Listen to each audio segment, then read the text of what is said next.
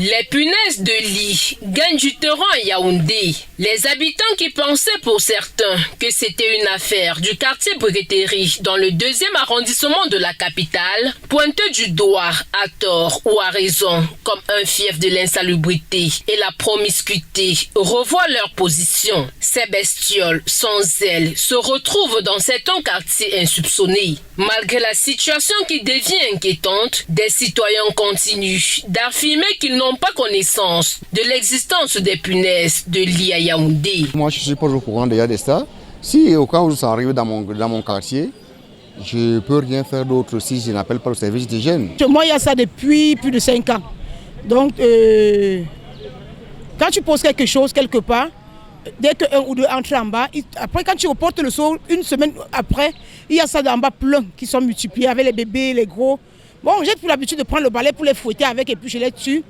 Après la sortie par voie de communiqué du sous-préfet de cet arrondissement en date du 7 décembre 2023, les citoyens sont invités à prendre des mesures urgentes. Les médecins vétérinaires ne sont pas en reste. Lorsque vous êtes déjà en contact avec les punaises du lit, pour prévenir, vous pouvez utiliser les pyréthénoïdes ou bien ce qu'on appelle encore autrement les acaricides, comme la deltaméthine, la sperméthine. Vous pouvez aussi utiliser des huiles essentielles.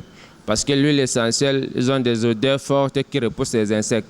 À l'exemple de l'huile essentielle d'eucalyptus que vous pouvez utiliser. Ce qu'on demande aux gens, c'est déjà de limiter tout ce qui contient des éléments humains ne soient à la portée du gène. Ainsi, l'hygiène et la salubrité étant le premier moyen de traitement, on passe au deuxième qui est surtout la désinfection. Face à la progression galopante de ces insectes, certaines populations rencontrées préconisent des campagnes d'hygiène, de désinfection et de sensibilisation. Il faudrait que le gouvernement essaye de nous dire comment est-ce qu'on peut faire pour lutter contre cela. Et là, nous allons prendre toutes les dispositions pour vraiment lutter contre ces bestioles-là.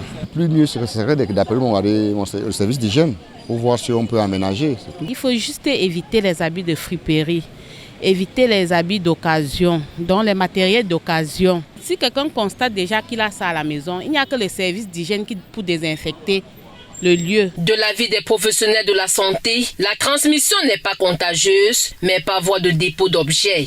La contagion, c'est de la transmission, ce n'est pas de la contagion proprement dit, c'est de la transmission entre l'homme et son entourage. C'est-à-dire, comme dans ce bureau, si nous avons de la laiterie, si nous avons du matériel de portage, du matériel de contact entre hommes, entre êtres humains, je peux transmettre à mon matériel, à ma blouse. Et ma blouse, si un de mes collègues la porte, il en aura. Si c'est déposé dans un milieu chaud et où la transmission peut être faite, elles seront transmises ainsi de suite. Il est ainsi conseillé d'éviter les zones investies par ces insectes, réduire de façon temporaire les objets importés et lutter contre l'insalubrité afin de limiter la propagation de ces bestioles qui font perdre le sommeil aux populations.